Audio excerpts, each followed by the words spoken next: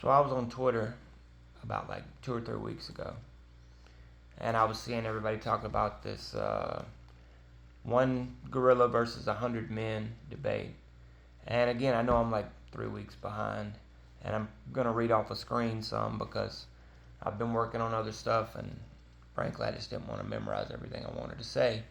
But I wanted to give my piece about what I think would happen, and I'll go through like 9 different points, and then give you the results. I'll, go ahead and tell you right now. I think 100 men very easily beat one gorilla, and I'll explain why. All right, so number one. Before I even get to number one, let me say I absolutely love gorillas. Let's not go around hunting gorillas and killing them for no good reason. They might be my favorite wild animal, but who cares? Let's get to the fight. Number one, there are like 4 different gorilla subspecies. You have the western lowland gorilla, which is the most widespread across much of central and mostly western Africa, I believe. Then you have the cross river gorillas, which is your furthest north gorilla, and they're in like Nigeria and Cameroon. Both of these subspecies are smaller than the other two, and specifically with the western lowland gorilla, that's the one that if you're in America, you're probably going to see in a zoo. Then you have the mountain gorilla, which a lot of people mistakenly assume to be the heaviest. It's not, it's the second heaviest. It might be the tallest. The tallest ever recorded gorilla was 6'5", and it was a mountain gorilla. But the heaviest would be an eastern lowland gorilla. And the mountain gorillas would live in places like Rwanda, Uganda, and the DRC. But the eastern lowland gorillas are the heaviest, and the largest wild confirmed gorilla was 589 pounds, and it was an eastern lowland gorilla. All right, so those are your subspecies. Whenever I pick the gorilla that I'm going to decide will be the one to fight 100 men, it will be the eastern lowland gorilla, because I want to give the gorilla every possible advantage to pretty much prove the point that 100 men would fairly easily beat one gorilla. All right. So number two, we're picking the eastern lowland gorilla. Like I said, I'm going to give you a kind of a averages and your maximums. I don't think we're going to really go over the minimums, but I'm going to go over the averages and the maximums of the sizes, wingspan, and other things like that. All right, so again, I said the largest ever confirmed wild eastern lowland gorilla, which is the largest, was 589 pounds. It was 6 foot tall, so that's astronomically heavy. We're not counting the 600 and 700 pound captive gorillas, okay? Because that would be like a 600 or 700 pound man. They're not going to be as impressive as a man who's 300 or 400 pounds and plays in the NFL or does strongman or something. So we're going to pick an eastern lowland gorilla in the wild. We're probably not going to pick one that weighs 589 pounds, and I'll get to why that is later, because then you would have to pick some of the most impressive men as well. All right, the tallest, like I said, was a 6'5" mountain gorilla.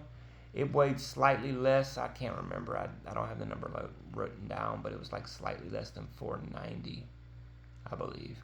It also had the longest confirmed wingspan, which was 8'10", which, because the average wingspan of a gorilla is 8 foot, that's not a large percentage to be, it's not that much of a difference compared to the average. I was expecting if the average was, 8 foot, that the largest ever would have been almost 10 and a half. That was my assumption. But it's not. All right, there have been unconfirmed gorillas that were shot, 100-something years ago that they said were 6'9". I'm not sure how much I believe that. I'm quite sure there have been gorillas that were 6'6", possibly 6'7". I'm quite sure there have been 600-pound plus wild gorillas. But these are astronomically huge. Excuse me. I'm not going to edit this, so you're going to hear all my stuttering mistakes, which will be quite a few probably. But these would be astronomically huge gorillas, like Shaq or Andre the Giant, or Brian Shaw, not necessarily in size, but in strength. All right, but we're not going to use a maximum level gorilla, because then you would have to use the top 100 men. And again, I think the results will be the same either way. But we're going to look at the averages. All right, and if you've watched my videos before, I have messed up hands. Sorry. Okay. So your average Eastern lowland gorilla. Okay, this is not your average gorilla. This is your average Eastern lowland gorilla. It's going to be between 331 and 461. That's a pretty large range, but your averages are going to be in there. So 396, let's go ahead and bump that up to 400. All right. So when we finally pick our gorilla, around 400 pounds. All right. Your average for an Eastern lowland gorilla, which again will be slightly taller, at least in the westerns and the cross rivers, is going to be slightly less than 5'7". So you're looking at like 5'6.5" to 5'7". We'll go ahead and bump that up to 5'8". All right, and then we're going to go over like your average size of humans. In America, you're looking at like 5'9", 199, 200 pounds. Okay, this is point number 3. 5'9", 199, 200 pounds. We're pretty fat. Most of us are couch potatoes. These aren't 5'9", 200-pound running backs in the NFL. Worldwide, you're looking at 5'7.5" to 5'8", and I thought the worldwide average was going to be closer to 150 pounds, but I was shocked to see that it's actually a little lower than that. It's about 135 to 140 pounds, which is a little lighter than I thought it would be. So whether you're looking at a guy that's 5'7", 137 pounds, or 5'9", 200 pounds, again, I don't think it makes much difference. We're going to not count, 7-foot tall people or 4-foot tall people. Those are just not likely to be within a group of 100 men. All right. So for the men, we're going to pick, let's say, between 5'3" and 6'3". It's going to be like 97% of your people. You might have a guy or two in the group of 100. That's like 5 foot, 5'1". You might have a guy or two that's like 6'5", 6'6". But most people are going to fall between that range. We'll go ahead and set a cap for the parameters of the lightest man. Let's say it's 105 pounds. Your biggest man may weigh 315. I would prefer to pick 100 men at random rather than get 100 clones that are all 5'8.5" and weigh, 170 pounds. Either way, it's the same result. It might actually be more beneficial to pick 100 random men, some below average, some above average, some outliers. But either way, it's the same outcome for me. All right, so I'm gonna scroll down a little bit. Again, I'm looking at my computer. Might not be the most interesting thing in the world to see me scrolling here, but that's what we're gonna do. Okay, so I'd say we'd set the cap of their wingspan to be like 4'10" to 6'10", because some men have slightly less of a wingspan than their height. Most are pretty close. Some have a little longer. Mine's a little longer. Wouldn't count myself, by the way, because I'm a quadriplegic. I'm not even close to being an average man. I most likely wouldn't be in a group of 100. But I myself am 6'5", and my wingspan is a little longer than that. So it's not outside, the realm of a fairly normal person to have a wingspan of, more than 6'5". All right, let's say your gorilla's 5'8", and let's go ahead and bump his weight up to 410 pounds. So he's above average in both. Kind of a good bit above average. When I say like the very middle, all right? We're not talking about, the average range. But 5'8", 410 is a slightly above average Eastern lowland gorilla. Let's give him a wingspan that's, 8 foot, maybe even a little more. Everything else is going to be average across the board, okay? Strength and all that stuff. So we're going to get to the advantage of the the advantages of the gorilla. All right, so wingspan, a lot more than the average person. All right, let's just assume the average person's wingspan is between like 5. The average male's wingspan is between like 5'5" and 5'11". All right, gorilla's got a huge advantage. Strength, huge advantage. I don't want to get into the, oh, is it this much? Is it that much? It's a lot more. It's a lot more. Running speed, which is different than fighting speed. Okay, Usain Bolt and Manny Pacquiao have very different abilities. Manny's a faster fighter. Usain Bolt's a faster runner. All right, but either way, they're a good bit better than average. They can run 25 miles an hour. That's going to be faster than 98%, probably more like 99% of humans. Usain Bolt only ran like what, 2.5? I didn't have it looked up here. I think he ran almost 3 miles an hour faster than that. All right, so a gorilla is most likely going to be able to outrun you over short distances. All right, they estimated the average human speed. Okay, yeah, never mind.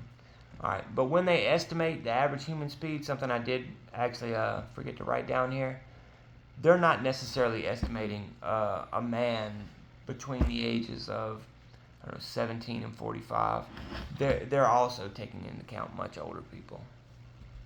All right, durability. A gorilla's durability is going to be way better than ours. They just, for one thing, they have a better muscle structure. But even more importantly, their bone structure is ridiculous. If you look at a gorilla's like femur and its skull, especially its skull, it's crazy. I have a punching bag behind me, but one of the things that makes a person be able to take a punch is their neck strength.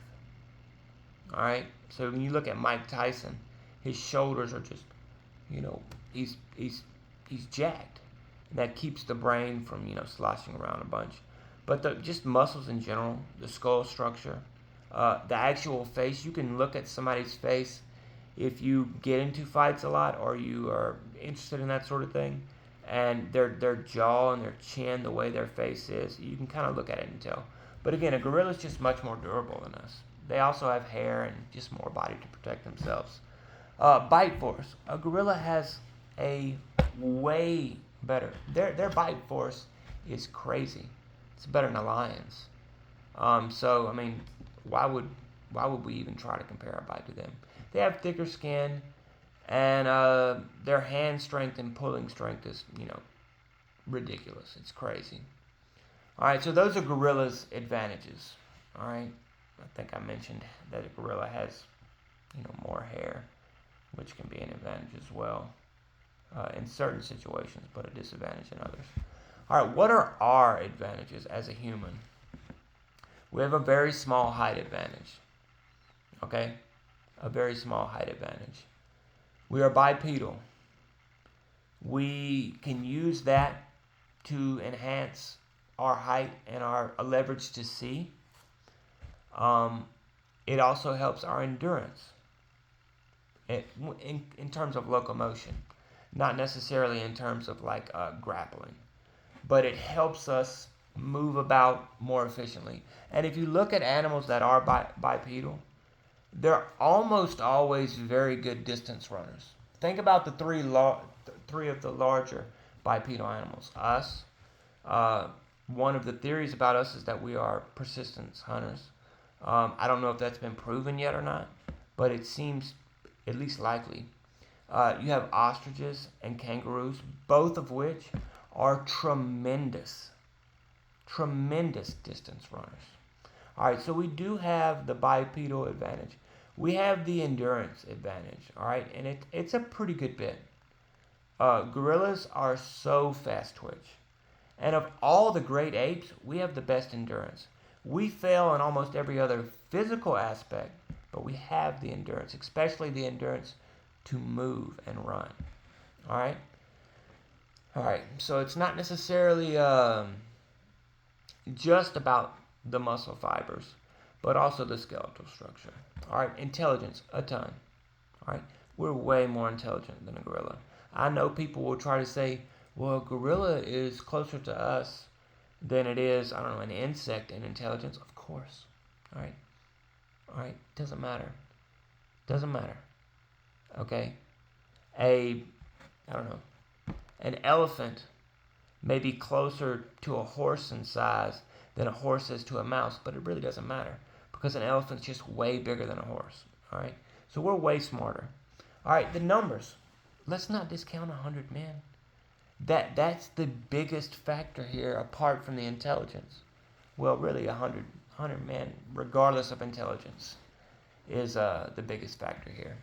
Also, we have slightly better eyesight, which will play a factor here a little bit.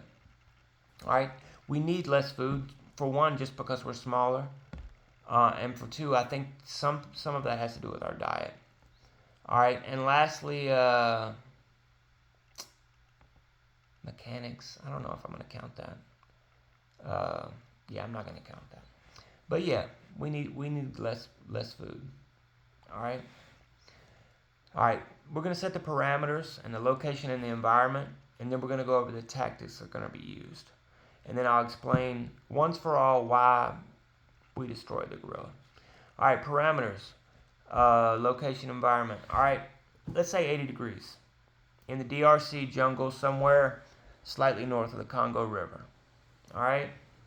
That's what we're going to say. Both of us are well fed.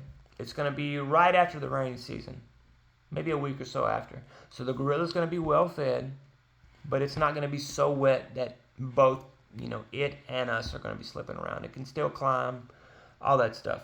The gorilla's going to be about 23 years old, 5'8", 410 pounds, 8-foot wingspan, average to slightly above average in every way. They can only lift about 42 in the wild, and at least the silverbacks anyway. 100 men at random or 100 men clones, doesn't really matter. 20 to about 38. All right, so you're giving men their prime age. No weapons, even though it's ridiculous, because in the wild, if there are absolutely no weapons that we come in with, we're gonna pick up rocks, okay? We're gonna pick up sticks. We're gonna make spears out of them. It's just gonna be the way it is. If it's in the plains, which this is not where the fight takes place, but if it's in the plains and 100 men are picking up 2 or 3 rocks apiece, we surround the gorilla, in a circle and throw stones at him and kill him. All right, we don't even get touched. All right. All right, so the parameters are we're not allowed to pick up sticks and rocks, which is ridiculous. All right, but those are the parameters. All right, 100 men walk up on a gorilla in this jungle. All right, so those are the parameters. Let me scroll down a little bit. The gorilla can still climb. It can still get away. I think it's going to have a hard time getting away from 100 men, but I don't think that's the right tactic to go at it anyway. All right, number 8. This is the last little for instance before I get to the fight tactics. There have been instances of gorillas attacking people. All right, there have been no confirmed deaths. A gorilla attacked a 57-year-old woman, and I said woman really weird the first time, and bit her, I don't know, like 100 times. Crazy. But look at the way gorillas are attacking people. They're pulling them in, throwing them around, biting them. Okay? That's what a gorilla does. Have you seen gorillas throwing their strikes towards other gorillas in the wild? I'm sure it would hurt us. I'm sure. But they're not throwing sledgehammers here. Just because gorillas aren't fighters. They are so strong, they would ragdoll one person, all right? But look at their tactics. Their tactics are not impressive for killing a human, okay? So just think about that. It's not impressive for killing a human. It's impressive to beat the dog mess out of them, but not to kill them, all right? Also, Titus the gorilla, if you've ever watched that documentary, forgot what it was. One of the more well-researched gorillas was, very big, 430-pound mountain gorilla. Was reigned, or whatever you call it, was the silverback alpha for the longest time that I can think of. And he got attacked by his sons twice, or his sons, formed a coup or whatever. The first time, I forgot what happened in the split. The second time, he was literally like running away from his son because he was older. Okay, his time had passed, and I think he just pretty much died of an infection after his son bit him because he was exhausted and weakened from running away. These aren't chimpanzees. These definitely aren't honey badgers and wolverines. Gorillas, if they were more aggressive, would definitely kill some people in this fight. But I think we get away without anybody dying, though some will probably be injured. Okay, so fight tactics. We can't look at this as a fight. We have to look at it as a war, because in real life, all real fights are wars. Okay? So it's not going to be a phone booth, exhibition of strength. We're not going to come in there and just bull rush the gorilla. I keep seeing people online talk about we could bull rush the gorilla. We could just all rush it. We could, and I still think 100 men would win. But I think that's a dumb strategy. Why would we injure ourselves? Okay? We could form a semicircle or a circle around the gorilla from about 120 feet, maybe 100. Almost all of our eyesight's going to be better than his. And think about it. They can run 25 miles an hour. Okay? That's faster than probably almost everyone in this group. But if you're 100 feet away, 120 feet away, they don't have great stamina. You can use your fastest people to make them make moves. Make them explode towards you, 100, 150 times. I think the gorilla's psychology, at first it's going to be able to run. It's going to want to run from 100 men that it sees coming at it. Because gorillas run from, you've seen the videos online. They'll run from a goose, okay? A gorilla charge a group of, 10 people, sure. But 100 people, it's going to scare the gorilla. Now, is it going to scare us as well? Sure. I'm sure most men are not going to be able to rally their hearts to be brave. But if the parameters are the gorilla's going to die or we're going to die, and whoever dies, their family dies, both will be ready to fight. All right, even if they are scared. So we form a semicircle around the gorilla. We make it charge at us hundreds and hundreds of times. It's going to get exhausted. I think this is the way to go. Okay? I think this is the way to go. Now, I don't think we should even send in waves. I get kind of annoyed when people talk about sending in waves, not because it's not a smart strategy. It's pretty smart. But it's just like a video game mentality. You're thinking about waves in a video game. I don't know why I feel weird about that. Anyways, all right. Again, the psychology of a gorilla is not like a chimp. It's not Leonard Washington and Dave Chappelle's World Series of Dice. All right, he's not going to say, you're going to have to shoot me. Okay? It's going to run when it has the chance. But again, if it's fighting and it's ready to die for its family, then it is what it is. I've seen people talking about biting the gorilla and going after its eyes and its testicles. I think that's going to be a smart in-game strategy, at least with the testicles and eyes, not the biting. Why would we, as a much weaker people that might have a advantage being bipedal, get close enough to grapple with a gorilla? The advantage will be to distract, send in some very athletic members of the group to try to kick the gorilla in the back of the head, and then just run away. Kick, run away, kick, run away, kick, run away. Some of them are going to get caught. But honestly, we might have to sacrifice somebody. If while one person is caught, A couple people come up and kick it, run away, kick it and run away.